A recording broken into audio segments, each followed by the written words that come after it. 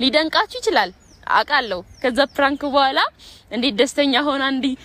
ፈሽ ላመጣች ልትሉ ይችላልላችሁ ግን እኔ ለጠላት ውድቀቴን አላሳይም ይዩት ይሄን ቪዲዮ ፍቅርዬ ለሰው ህይወት ብላ የራሷን ህይወት ወደ ጎን ትታ ከብቸኝነት ከጨለማ ወጥቶ ከፈጣሪ በታች ሰርቶ መለወጥን ሰርቶ ማሳየትን ከጎኗ በመቆም በብዙዎች ዘንድ እውቅና እንድታገኝ ያደረጋትን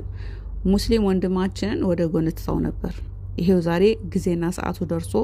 ከእጇ ያስወጣችውን ብዙ ነገር ያደረገላትን መልሳ ከእጇ አስገብተዋለች